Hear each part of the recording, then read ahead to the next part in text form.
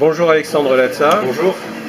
Vous voilà à Paris pour présenter votre livre Un printemps russe. Exactement. Aujourd'hui c'est l'été à Paris. C'est l'été, c'est déjà plus le printemps.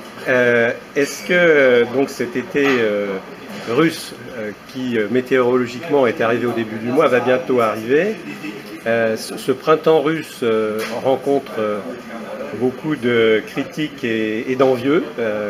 Que pensez-vous de ces critiques? Bon, plusieurs choses. Je crois que effectivement la Russie est sortie d'une époque difficile, j'en ai déjà beaucoup parlé. Elle connaît aujourd'hui un renouveau, c'est un renouveau russe, parce que le pays se redresse, économiquement, moralement, politiquement, démographiquement, ça j'en parle beaucoup.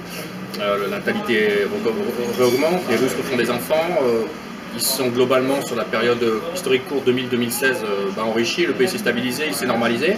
La Russie est devenue une puissance qui réexiste au cœur de l'Eurasie, elle intervient militairement maintenant à l'étranger, donc elle affronte un cancer qui s'est implanté sur deux pays que sont la Syrie et l'Irak.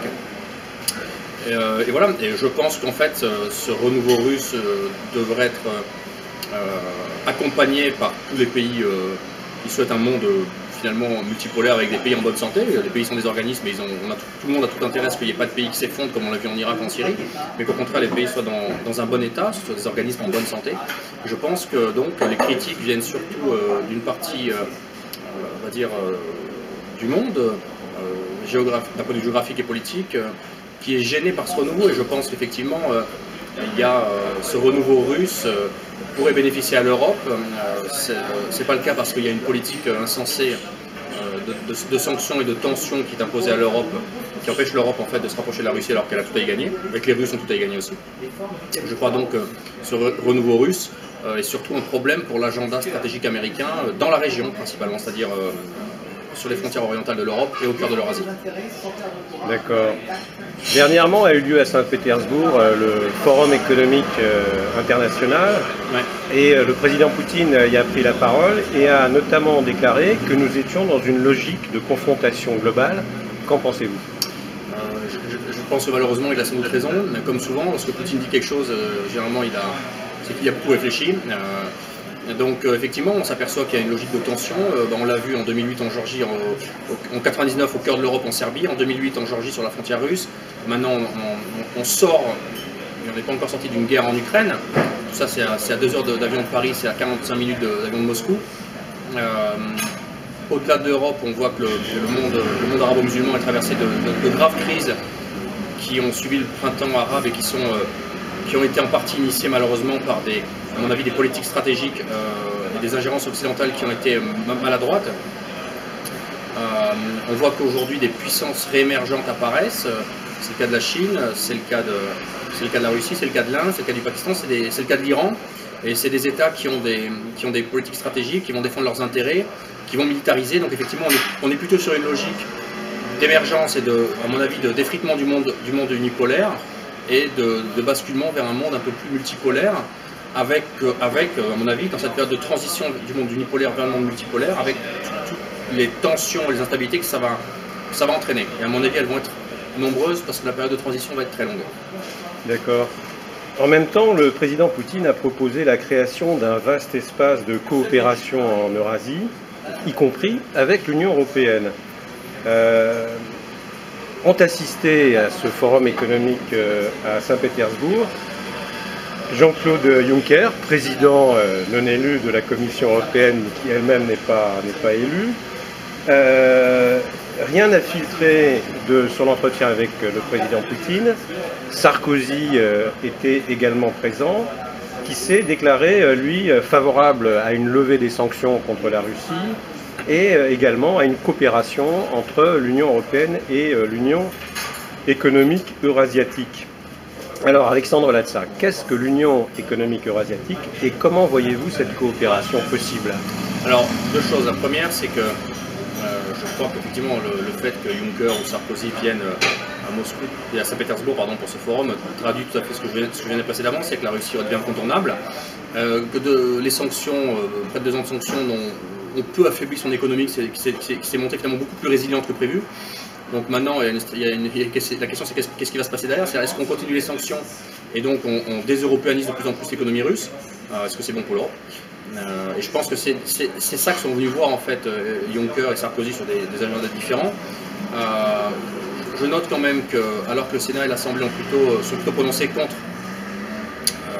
et pour la levée des sanctions, donc contre les sanctions, pour la levée des sanctions en France, alors que des hommes politiques, des ministres du gouvernement socialiste sont allés en Russie et ont répété qu'il fallait lever les sanctions, elles sont toujours maintenues. Donc la question c'est, puisque nos organes de décision politique sont pour la levée des sanctions mais qu'elles sont maintenues, c'est qui décide pour nous?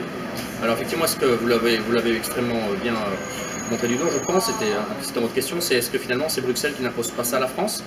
Ça c'est la grande question. Mais Juncker était là, effectivement peu de choses ont filtré. Pour l'Union économique eurasiatique, eh bien, je crois que on peut le résumer comme ça. La Russie, à partir de 2000, s'est clairement manifestée dans une dynamique pro-européenne, européanisante et de rapprochement avec les pays européens, puis l'Union européenne. On voit bien que l'économie russe s'est très européanisée parce que il y a eu une normalisation de la structure de l'économie, que les pays européens ont été les plus gros partenaires économiques de la Russie, donc tout était tourné vers l'Europe. Les événements géopolitiques des quelques dernières années, à partir de 2008, et de la crise financière, la Géorgie, puis l'Ukraine, puis d'autres événements, ont fait que les tensions entre l'Union européenne, je précise, et la Russie ont été croissantes. Donc dans le même temps, la Russie a commencé à se demander s'il n'était pas stratégique pour elle d'établir de nouvelles trajectoires, et de façon très logique, puisque la reconstitution intérieure s'était faite sur la période 2000-2008 et que l'État a repris le contrôle de la Russie, que tout s'est stabilisé sur le point de vue intérieur, national russe, et bien la Russie a développé une politique cohérente à l'extérieur de ses frontières. Et quand on commence à développer une politique stratégique à l'extérieur de ses frontières, on commence très logiquement par ses voisins et par les pays qui sont frontaliers. Donc ces pays, il s'avère que ce sont des pays de l'ex-Union soviétique, que ce sont des pays qui sont en plus russophones. Par conséquent, voilà, il y a des liens très étroits historiquement entre le Kazakhstan, la Russie et la Biélorussie. Donc c'est les trois États qui ont mis en place, qui ont été constitués de cette structure. L'Arménie les a rejoints, le Kyrgyzstan aujourd'hui, et cette Union eurasiatique est en train de se reconstituer. C'est une alliance d'États dans cette grande région eurasiatique, avec des ambitions qui étaient initialement économiques, de coopération, mais qui devraient vraisemblablement et rapidement évoluer vers, à mon avis, une coopération plus poussée sur, à mon avis, sur un espace plus politique, géostratégique et, à mon avis, militaire et sécuritaire, avec sans doute d'autres partenaires, effectivement, qui devraient s'y agréger. Et comment voyez-vous, sur le plan économico-politique, la coopération possible entre l'Union européenne et l'espace l'Union économique eurasiatique telle qu'elle évolue, comme vous venez de l'expliquer? Bon, je pense qu'il y a une intégration cohérente et logique pour la principale raison, c'est que l'Union économique eurasiatique et l'Union européenne sont frontalières. C'est la première chose. Donc les pays de l'ex-espace soviétique sont frontaliers de l'Europe, certains sont européens. Par conséquent, l'intégration de facto elle doit être, il ne faut pas qu'il y ait un mur au milieu. C'est la première chose, même si certains ont essayé de créer un mur aujourd'hui en Ukraine pour séparer effectivement ces deux blocs, il faut lutter contre ce piège, qui est le piège de la guerre et de la division, qui va porter autant atteinte à l'Europe qu'au monde eurasiatique, qu'à l'Union eurasiatique, mais à mon avis beaucoup plus à l'Europe, puisqu'elle va se retrouver isolée, alors que l'Union eurasiatique, elle, a les moyens géographiques d'aller chercher d'autres partenaires frontaliers plus en Asie. Voilà, donc je pense que, pour répondre à votre question, je le résumerai de la façon suivante, c'est que je pense que les Russes sont de fins stratèges, je pense qu'ils n'ont pas envie de se fâcher avec personne, ils ont bien raison, leur économie n'est pas encore assez solide pour qu'ils puissent se permettre de le faire, sauf si on les y contraint, parce qu'apparemment certains souhaiteraient. Et par conséquent, je crois que maintenant que la relation avec l'Union européenne est de facto établie, s'est établie au cours des 16 dernières années, on va rester sur des relations froides, économiques et plus ou moins stabilisées, mais l'enjeu des Russes, c'est d'ouvrir d'autres fenêtres économiques, politiques et civilisationnelles. Donc il y a un désaccord fondamental des élites russes sur le partenariat civilisationnel avec l'Europe, surtout au point de vue sociétal, on en reparlera peut-être. Par conséquent, voilà, je pense qu'il y aura de facto une collaboration parce qu'il y a des intérêts économiques réciproques. Je crois que les Russes se disent plus qu'ils sont la partie européenne de l'Asie, ni la partie eurasiatique, on va dire, ou asienne de l'Europe. Je pense qu'ils disent nous sommes un ensemble gigantesque eurasiatique, nous sommes un pays, nous sommes une civilisation. À notre ouest, à notre occident, il y a l'Europe et à notre est, il y a l'Asie. C'est un grand changement. Et je pense qu'aussi, pour accentuer ce point de vue, Igor Ivanov a récemment dit à un sommet il y a quelques mois, je crois, qu'aujourd'hui, la Russie n'est plus la partie orientale de l'espace européen au sens large, elle est la façade européenne, on va dire, de la grande alliance eurasiatique qui est en train de se fédérer, de s'organiser. Je crois que c'est un lourd changement de perspective et je ne suis pas sûr qu'il était bien traduit en France, malheureusement, et bien compris par nos analystes et journalistes.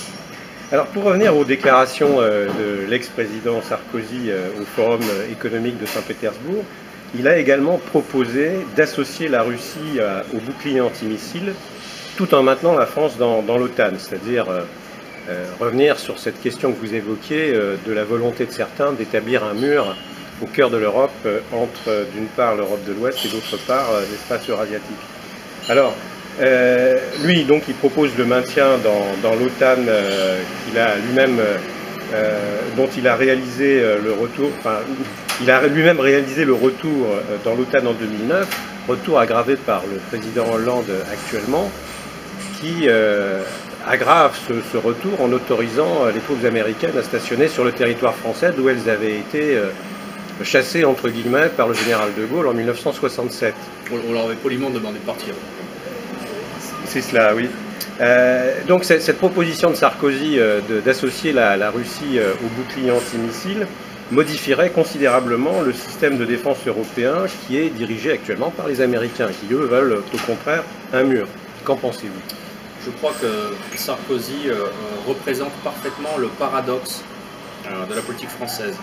C'est que sous un couvert de bonnes intentions, on va dire, qui devraient manifester le fait que les politiques sont censées servir l'intérêt national, en fait, c'est pas le cas. Sarkozy, effectivement, après son élection, a atlantisé, a réorienté, accentué la réorientation stratégique de la France, l'a atlantisé et a fait en sorte que la France rejoigne le commandement intégré de l'OTAN, effectivement, vous l'avez dit. Il s'est extrêmement habilement réorienté aussi vers la Russie, à la même époque, la guerre en Géorgie. Et c'est après ces impulsions politiques, il faut le dire, que les échanges économiques français ont connu un boom. Les échanges économiques entre la France et la Russie ont connu un boom. Et effectivement, après l'élection d'Hollande, cette poussée atlantiste a continué. Donc peu importe que ce soit la droite ou la gauche au pouvoir, le fond reste le même et la direction stratégique reste la même. Et donc ça traduit qu'en fait des pays comme la France aujourd'hui deviennent des maillons d'une alliance militaire qui clairement est le prolongement d'une pensée stratégique américaine qui a été dirigée contre l'URSS et qui aujourd'hui est dirigée contre la Russie. Il y a effectivement ce projet de bouclier antimissile qui doit se déployer jusqu'à la Pologne et la Roumanie, je crois en 2018 et 2019, avec différentes échelons de protection et de surface de protection. Il y en a deux, je crois. Voilà, donc il me semblerait illogique et irrationnel que les élites russes puissent imaginer qu'elles aient à rallier une structure de défense qui est en fait une structure qui est dirigée contre eux. C'est clairement le cas. Les Américains ne le disent pas, mais cette structure, elle vise à mettre un cadre supplémentaire sur les pays européens, notamment les pays ce qu'on appelle les pays de la nouvelle Europe, de la jeune Europe, pour les maintenir dans un système d'alliance politique économique et un système civilisationnel occidental, américano-centré, et qui vraisemblablement pousse à la confrontation avec la Russie, comme on a pu le voir en Ukraine. Donc je pense que les positions de Nicolas Sarkozy sont non seulement irréalistes, mais elles traduisent bien l'absence de liberté des hommes politiques français aujourd'hui. C'est clair que c'est un signal positif envoyé à la Russie, mais je pense que ce qu'il faudrait, c'est envoyer un signal positif à la France. Et les patriotes français devraient clairement se poser la question de savoir pourquoi est-ce que nous ne sortons pas de l'OTAN. Finalement, Nous sommes une puissance souveraine, nous sommes une puissance nucléaire. Nous avons tout à fait le droit de participer à d'autres alliances de défense. Nous n'avons besoin que d'être dans des structures de défense et non pas des structures d'agression militaire. Bon, or, l'OTAN s'est transformée en structure d'agression militaire. L'OTAN a mené la guerre contre différents pays. Ces guerres n'ont pas servi l'intérêt national français. Nous n'avons aucune raison stratégique, morale, civilisationnelle, politique de générer une politique de tension au cœur de l'Eurasie. Nous n'avons pas de raison de nous fâcher avec la Russie ni la Chine, qui sont potentiellement, surtout la Russie, nos alliés civilisationnels, moraux et politiques et économiques et nos partenaires. Et par conséquent, je pense qu'en tant que patriote français, je pense que la clé est là, c'est que la France devrait sortir de l'OTAN. Pourquoi pas initier avec Moscou une nouvelle architecture européenne de sécurité purement continentale et non transatlantique, qui pourrait très bien être coordonnée avec l'OTAN, pourquoi pas, et pourquoi pas coordonnée plus à l'est avec d'autres structures de défense et de sécurité. Eh bien, vous enchaînez sur la question suivante, en fait, que je souhaitais vous poser. Vous-même, Alexandre Latsa, dans votre livre « Un printemps russe », donc, dans le contexte d'affaiblissement relatif des USA, de la crise de l'Union européenne et de la montée en puissance de la Russie et de la Chine, et de l'ensemble de l'espace eurasiatique, vous proposez un rapprochement de la France avec l'organisation de coopération de Shanghai. Comment voyez-vous cela concrètement? Alors, j'essaie de me projeter et j'ai essayé de projeter l'avenir de la France. Le problème de l'OTAN est qu'elle c'est une structure qui est politiquement dépendante des volontés géopolitiques américaines. Donc si les élections américaines voient la victoire d'une candidate qui, dans la grande tradition démocrate américaine, va continuer les politiques qui ont été initiées par ses prédécesseurs, c'est-à-dire que c'est la gauche aujourd'hui qui a repris le leadership, on va dire, moral du néoconservatisme américain. C'est la gauche américaine, c'est le Parti démocrate qui a toujours bombardé l'Europe, faire la Serbie avec Bill Clinton.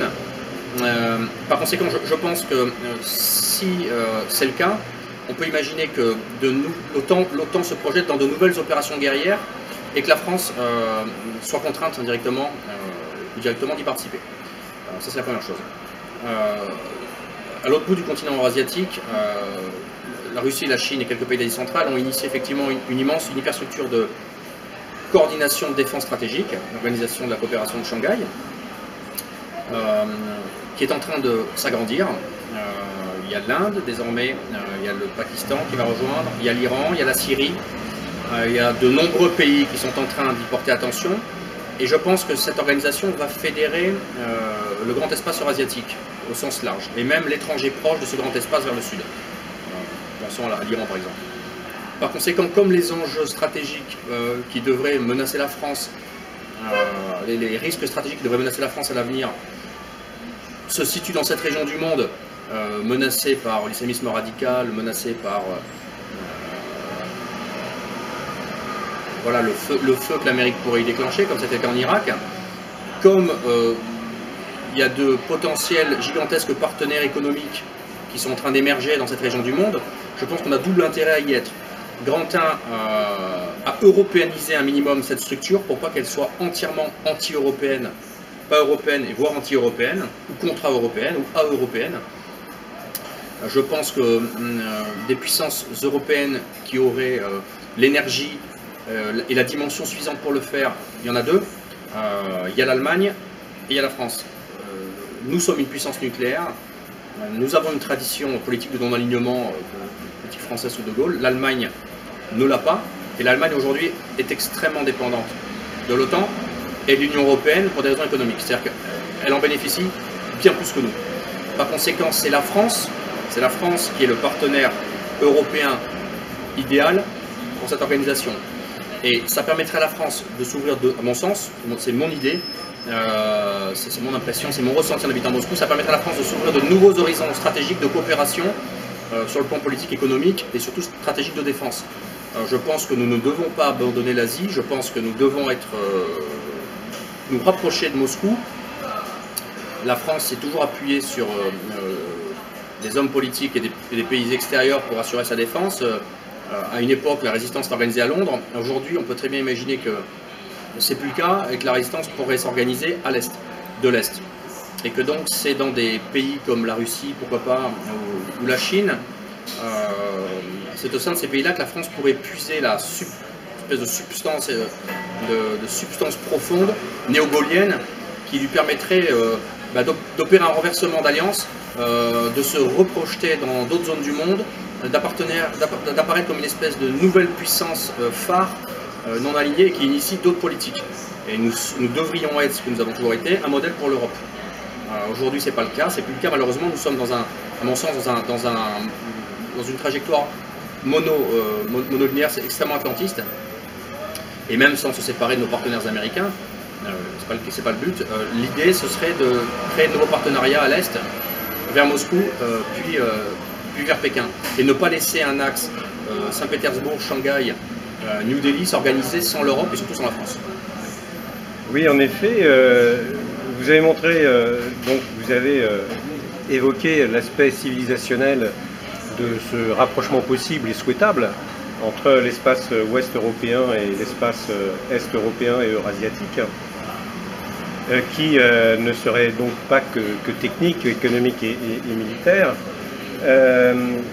Ça amène une question que j'aimerais un petit peu développer maintenant, c'est la question des différences entre ces deux espaces sur le plan de leur histoire, de leur culture et des civilisations qu'elles ont développées de part et d'autre. Pages 115 et 116 de votre livre, vous faites une distinction entre ces deux espaces que je schématise. À l'ouest, les États sont dilués dans des structures supranationales et l'individu réduit au consommateur et au jouisseur sans entrave post-68 art, alors qu'à l'est, les États restent fortement structurés ou restructurés, comme c'est le cas en Russie, et l'individu est intégré dans des structures sociétales, dans des groupes sociaux qui vont jusqu'à l'allégeance due à l'État. Mais n'allez-vous pas un peu vite? En effet, la notion d'individu en Occident a été formée par une très longue histoire, et c'est le sujet du roi qui, en 1789, je schématise là encore, ça a pris près d'un siècle, qui devient sujet politique à part entière, avec droit de vote et droit d'ester en justice. Cette notion de l'individu occidental qui en fait a été dévoyée par la notion de l'individu tel que vous le décrivez dans votre livre, alors qu'à l'Est, même si vous dites qu'en Russie les administrés ont une relation plus confiante avec le pouvoir central, depuis notamment la présidence de Poutine, l'individu n'est-il pas soumis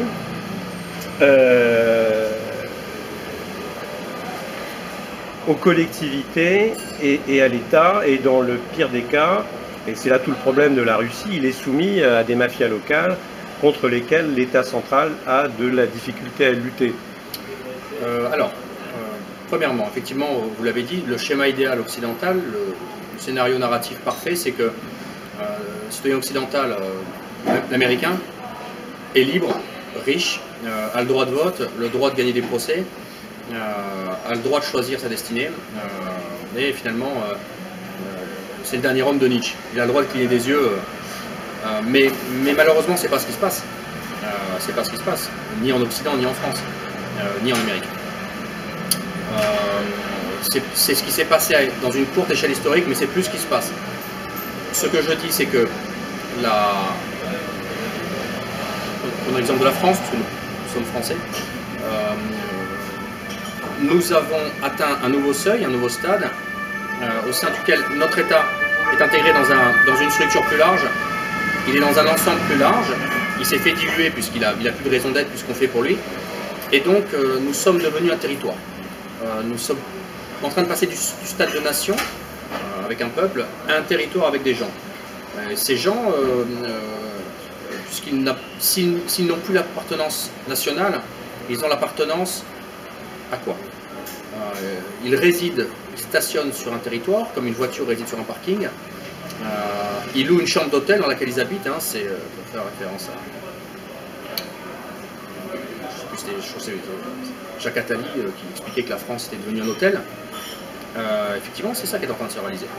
Et en échange de quoi, il a le droit de consommer, il a le droit d'être seul. Donc c'est les solitudes inutiles qui sont massifiées dans les grandes villes, dans les campagnes profondes où il y a une précarité terrible, et l'abandon de l'État. Et c'est sinon c'était un auteur français de langue, un auteur américain de langue française que j'aime beaucoup, c'est les communautés inutiles. On a droit, voilà, c'est le rassemblement des Vélib samedi à 16 h, c'est les amoureux du breakdance, voilà, c'est des communautés inutiles, absurdes et sans essence. Et ce que je dis, c'est très général bien sûr, mais le comparatif que je fais en étant français, en vivant à l'Est, c'est que je m'aperçois que finalement, le renouveau russe s'est opéré sur, bon, j'ai déjà expliqué le retour de l'État au contrôle du territoire, mais l'instauration d'un grand modèle sociétal, c'est-à-dire qu'on a réinstauré la notion de communauté nationale, d'appartenance à un ensemble commun. On a réinstauré le vrai vivre ensemble, pas le vivre ensemble à la française où il faut supporter l'autre, mais le vivre ensemble où chacun doit faire des efforts envers l'autre parce que nous appartenons au même peuple. Et donc je vois que l'État a poussé à ce que à régénérer une communauté nationale qui doit se sentir soudée, unie. Il y a effectivement eu des guerres en Russie, donc il a fallu procéder à une réconciliation nationale. Et c'est ce qui a été fait. Et il y a le retour là-dessus de la religion, qui à mon sens est un fédérateur très sain, sur l'islam ou l'orthodoxie en Russie, parce que voilà, autour de la religion s'agrègent des valeurs de communauté, d'unité, de famille, de génération. Et donc les individus, par ce biais-là, peuvent se projeter non seulement dans leur état actuel, mais dans l'avenir et réfléchir à leurs racines. Ils sont un peuple. Et en Chine, c'est fait pas avec l'aide de la religion, mais avec l'aide, à mon avis, du rôle de l'État et de l'appartenance à la Chine en tant que peuple et civilisation à part entière. Et je crois que ce qui est en train de se développer dans ces zones du monde, Chine, Inde, Russie, c'est le retour et c'est le début des États-civilisations. Alors qu'à l'inverse, en Europe de l'Ouest, on est en train de détruire l'État et on est en train de détruire la civilisation. Donc je crois que là, il y a une opposition fondamentale d'États verticaux qui dirigent. Il y a une étatisation forte, mais qui s'accompagne d'une enveloppe civilisationnelle autour. Elle est très forte. Et je crois que la grande différence entre le monde émergent, principalement en Eurasie, et l'Europe de l'Ouest, c'est celui-là. Eh bien, Alexandre Alatsa, merci beaucoup pour ce nouvel entretien, après celui que vous nous aviez accordé par Skype lorsque vous étiez à Moscou. Merci Frédéric Saillot. Et bon appétit, puisque nous sommes dans un restaurant. Tout à fait. Et nous allons nous mettre à déjeuner. À bientôt, Alexandre. Au revoir, merci beaucoup.